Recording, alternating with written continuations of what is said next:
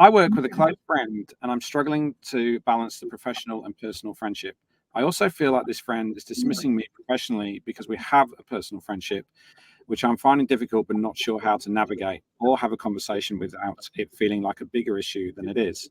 She also took on a whole heap of work that she said could be mine, which I was looking forward to, then changed her mind without telling me, impacting my workload in terms of work I enjoy, but also lessening my hours, which impacted in less income, which has affected my mental health and additional stress. So a big one, quite a big one to unpack, but like, how do you deal with that overall kind of personal, when you work with friends, it feels, is it a little bit different? How do we deal with that? I've got so many questions back.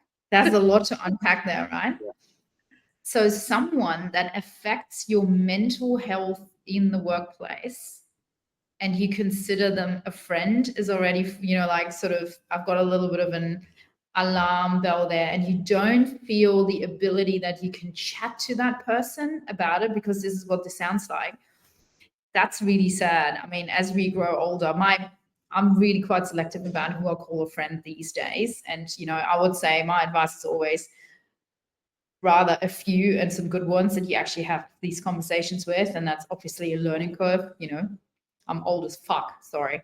But, you kind of realize that, maybe you don't need to be friends with everyone anymore, but also like having healthy boundaries. This sounds like there's some competition involved, which also means there's some sort of insecurity about the pecking order and the company involved.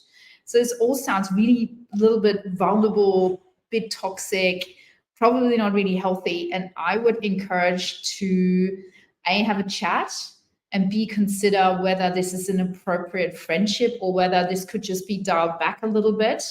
Because at the end of the day, if there's a job involved and a salary and an income, and this is clearly also therefore very important, I would say maybe consider what's the most important bit for that person. I don't know. It's like, that's what I would suggest. Ask a professional over here. I was just thinking those dual relationships are always so hard to manage, and particularly where you've got differences in sort of hierarchy. It sounds like in this instance, she's distributing, one of them's distributing the work, the other one is being impacted by that distribution. But I think whenever you've got a dual relationship, it's definitely worth sitting down and acknowledging the dual relationship, saying, okay, how do we manage this? How do we risk manage this? And one of the biggest risks is if you've got a dual relationship with someone who you also are going to be having like accountability conversations with, or, that's something that the person who is having the accountability conversation, often they're struggling with, oh God, how do I do that? Someone who's my friend. And what my experience is, often they switch off their humanity because they're so scared and they're so, are so wary of upsetting someone.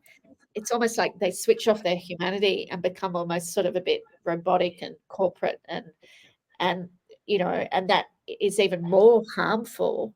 But it's coming from that place of fear. But if you have these conversations and sort of go through, okay, well, how are we going to manage these accountability conversations ahead of time? There's pretty much nothing you can't manage in the context. But I agree with you, Yasmin. It does sound like there's a little bit of something more going on. And, I'd be saying, oh, what's your thinking around this current distribution of work? That's always my favorite go-to phrase, instead of what the hell are you doing? What's your thinking? Yeah, I mean, and we've had good advice in the past around this idea of like trying to find the truth. Like, there might actually be a perception gap here, which is like, if I bring up the fact that you took a bunch of work away from me, that's going to destroy our friendship. But if I say, hey, I noticed that you took this work off me and that made me feel like this, and I was wondering if there's another way of, redistributing that, and it becomes a kind of, I think one of the things, and this is not my words actually, this would be from, if Katie Feder was here, who's been on Asking for a Friend in the past, she's always great at that kind of conversation. But it's that kind of like, hey, this is how I feel. It's not about you. It's like, this is actually just about how I feel. And also, like, if they are a friend, even close to, like, not maybe not the best friend, they'll probably turn around and go, oh my God, I didn't want to make you feel like that. Or perhaps you said something the other day, and so I wanted to take a load off you, like with all the best intentions, like we talked about earlier. So I think often trying to find the truth, and sometimes saying what is on your mind, is usually the best way. And two things can be true at once, right? Like it's or 10 things can be true at once, depending on how many people you've got in the room. Yeah. Yeah, great. Well, hopefully that helps that person.